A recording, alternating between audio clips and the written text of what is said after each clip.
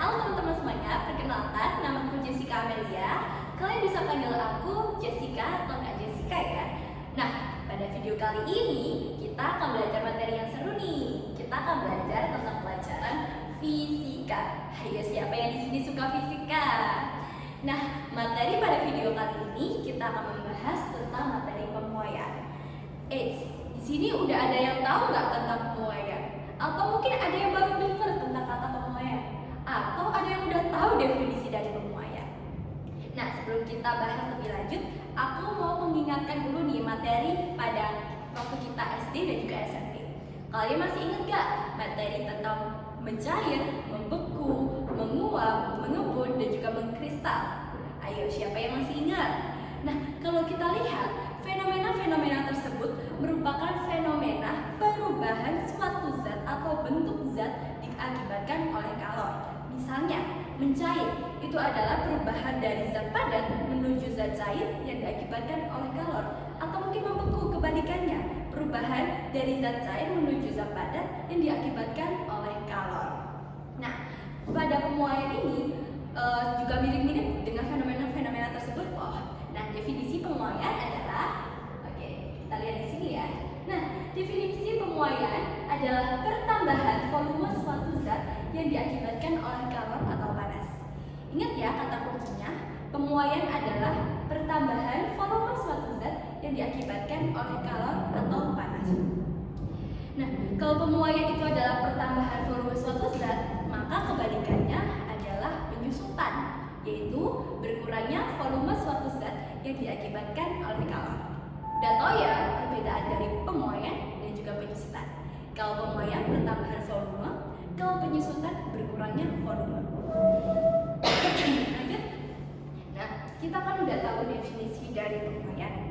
Sekarang kita akan bahas tentang contoh-contoh pemuaian dalam kehidupan sehari-hari. Salah satunya adalah pemuaian pada zat cair.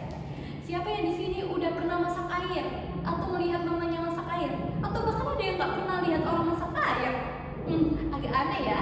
Nah, jadi ketika kita masak air nih, apalagi kita masak air di panci, kita kan masukin nih airnya ke panci, lalu kita masak di atas kompor. Nah, ketika air mendidih, kadangkala air yang memang di panci tersebut memang awalnya nggak tumpah, tetapi setelah mendidih dia malah tumpah dan meluber. Kok bisa ya terjadi?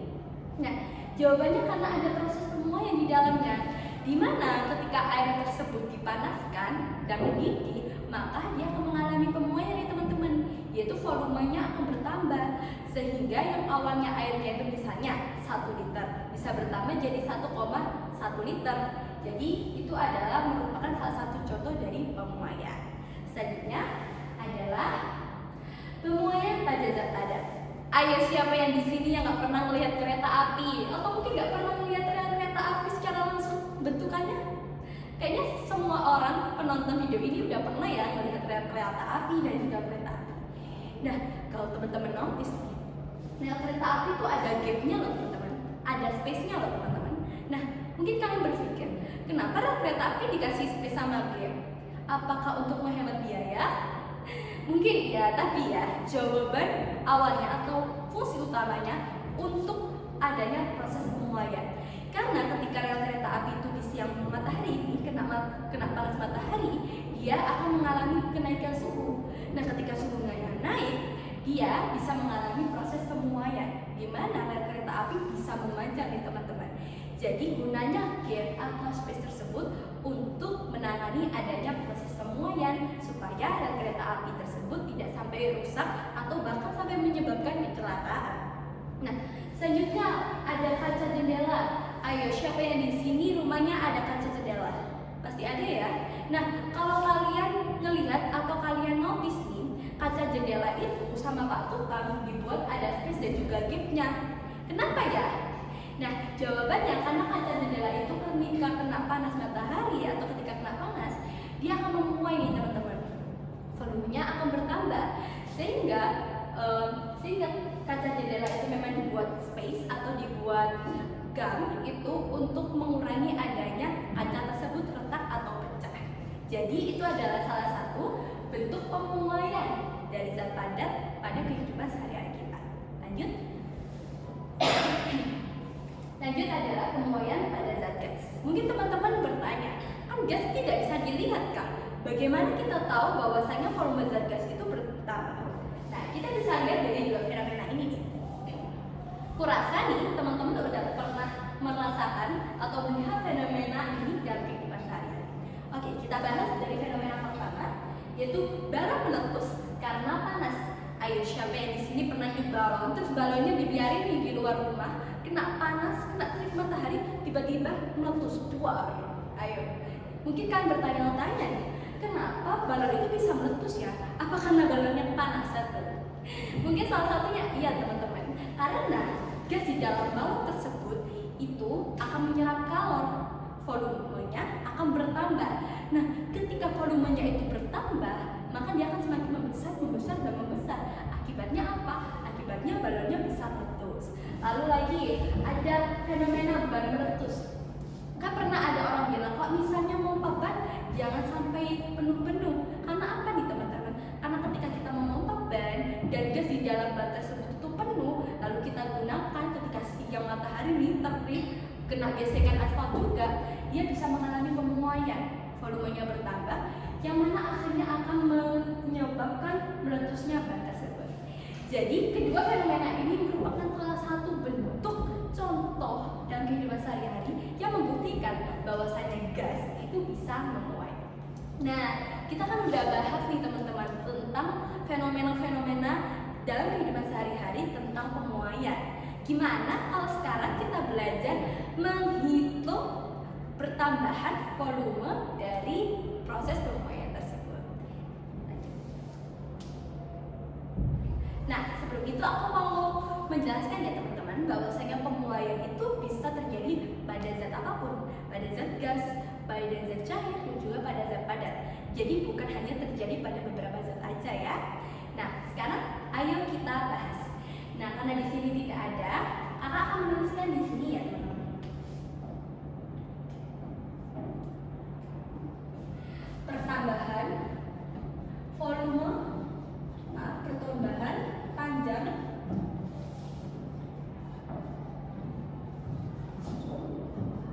zat padat.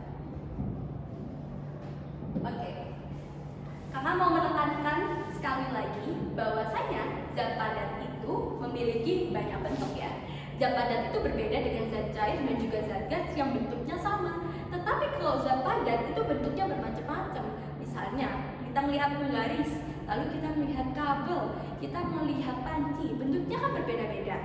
Ada yang zat padat itu hanya memiliki panjang aja, ada yang zat padat itu hanya memiliki luas, dan ada yang punya volume.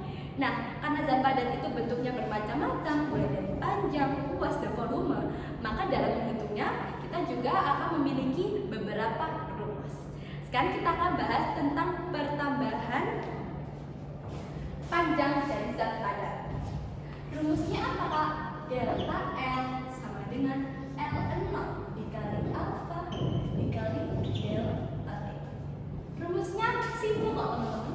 Delta L itu adalah pertambahan panjang ya. Pertambahan panjang. L0 panjang awal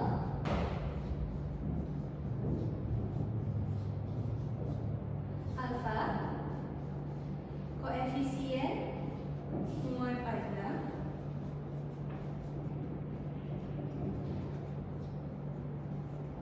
delta T perubahan suhu.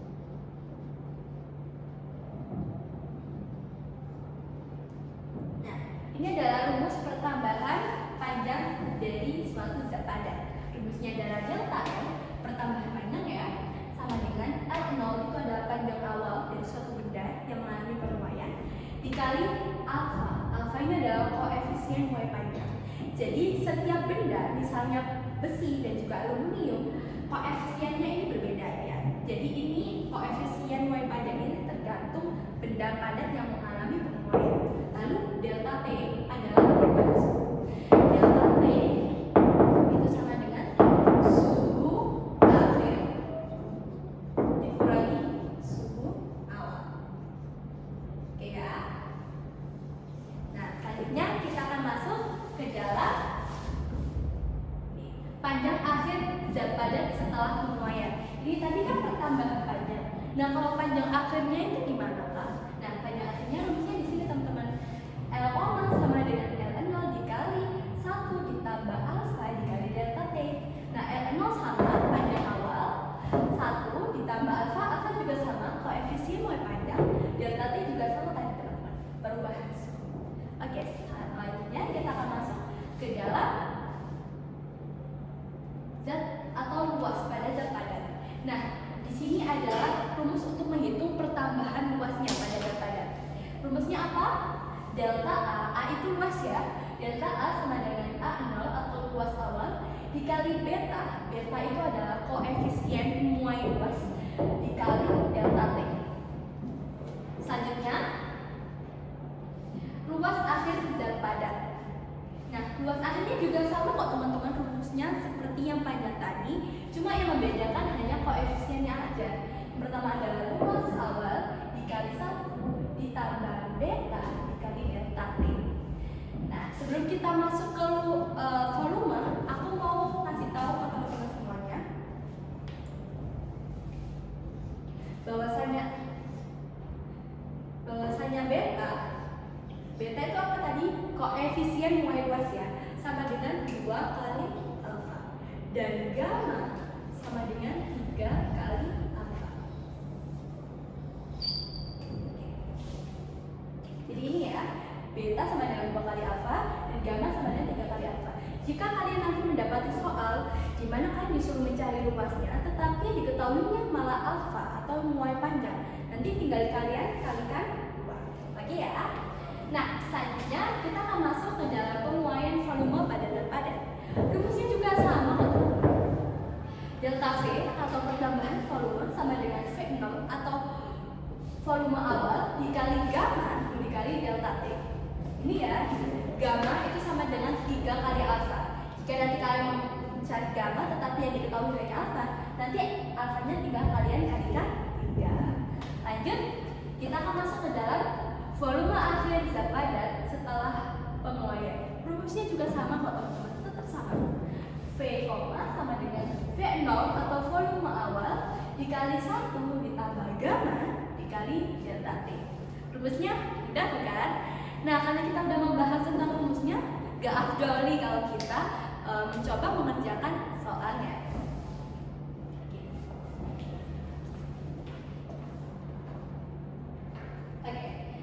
Pada soal pertama, kalian bisa baca ya. Suatu logam kuningan dengan koefisien muai panjang 1,9 kali 10 pangkat min 6, batang kuningan tersebut berukuran 50 cm, dipanaskan dari suhu 15 derajat hingga 50 derajat Celcius. Maka berapa perubahan panjang dari logam tersebut? Nah, di sini kita akan mengerjakan ya.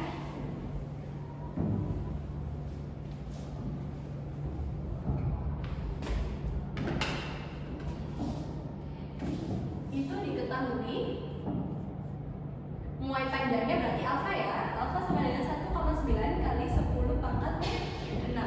Habis itu ukuran panjang awalnya berarti L0 ya, sama dengan 50 cm. Lalu delta T-nya, delta T itu tadi apa? Perubahan suhu akhir dikurangi suhu awal. Suhu akhirnya berapa? 90 derajat Celcius dikurangi 15 derajat Celcius. Ini kita hitung dulu ya. 90 kali 15 sama dengan 75. Nah, di sini kakak mau rubah ini menjadi meter. 50 cm berarti sama dengan 0,5 meter. Nah, yang ditanya apa? Yang ditanya adalah perubahan panjang. Berarti yang ditanya adalah delta L ya. Lalu kita jawab. Rumusnya delta L tadi apa? L0 dikali alfa dikali delta T. Nah, karena kita semua sudah diketahui, tinggal kita masukin aja. L0 ini sama dengan 0,5 dikali 1,9 kali 10 pangkat min 6 dikali 75. Nah, sekarang waktunya kita menggunakan kalkulator. Yaitu ya, 0,5 dikali 75 dikali 1,9.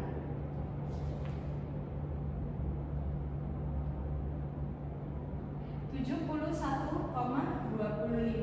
kali 10 pangkat min 5. Atau kita bisa tulis 7,125 kali 10 pangkat min 5. Jadi jawabannya ini ya, pertambahannya 7,125 kali 10 pangkat min 5. Nah, selanjutnya kita akan bahas lagi nih soal nomor 2. Oke. Sebuah koin emas dengan diameter 3 cm dipanaskan dari 30 derajat Celcius sampai 120 derajat Celcius. Jika koefisien muai panjang aluminium tersebut adalah 1,4 kali 10 pangkat min 5, maka tentukan luas keping emas tersebut. Oke.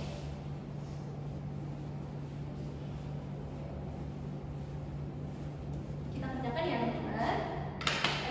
Pertama, diketahui. Apa yang diketahui? Diameter ya. Diameter sama dengan 3 cm. Habis itu delta T-nya 30 ke 120. Berarti 120 kurangi 30 sama dengan 90 ya. Habis itu alfa, itu karena muai panjang berarti alfa sama dengan 1,4 kali 10 pangkat min 5. Pi-nya sama dengan 3,14. Ditanya, karena ditanya luas keping emas setelah dipanaskan, berarti ditanya area atau luas akhirnya. Nah, karena itu adalah keping emas, berarti bentuknya lingkaran. Karena di sini kita tidak dikasih tahu luas dari lingkarannya, maka sekarang kita harus cari dulu luasnya. Kita cari dulu luas lingkaran. Luas lingkaran sama dengan pi r kuadrat. Berarti d kuadratnya ini dibagi 2 ya, jadi 1,5 cm. Kita masukkan 3,14 dikali 1,5 pangkat 2. Hitung dulu 1,5 pangkat 2. 2,25 ya, dikali 3,14.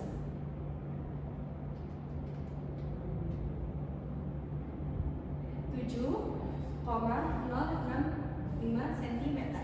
Nah, karena udah diketahui, sekarang kita langsung hitung luas akhirnya. Luas akhir tadi adalah A0 dikali 1 ditambah beta kali delta T.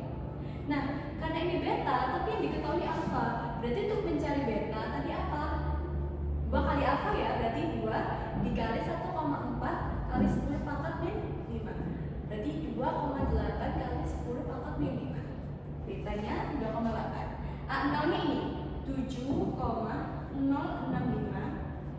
1 ditambah 2,8 kali 10 pangkat min 5 dikali 9. Kita kalikan dulu ya ini ya. 2,8 dikali 9, 252.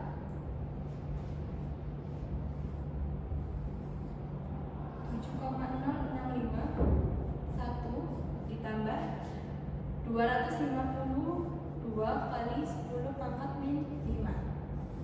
Atau ini nanti berarti 2,52 kali 10 pangkat min 3 ya. Tapi kita langsung aja. Ini 7,05 kita kalikan 7,065 kali 1, 7,065 ya. Ditambah 252 dikali 7,065. 1780,38 kali 10 pangkat min 5.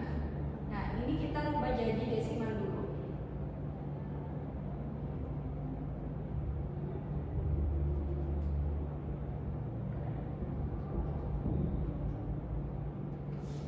Kita tambahkan jadi 7,065.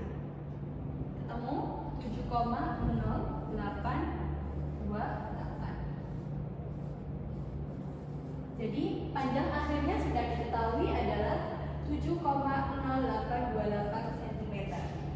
Nah, itu adalah beberapa contoh dari soal pemuaian. Nah, bagaimana Apakah sudah paham? Nah, untuk supaya lebih paham, kalian bisa lihat video sebelumnya dan kalian bisa screenshot rumus-rumus yang sudah kakak perlihatkan di video kali ini. So, terima kasih untuk waktu dan perhatiannya. Wassalamualaikum warahmatullahi wabarakatuh.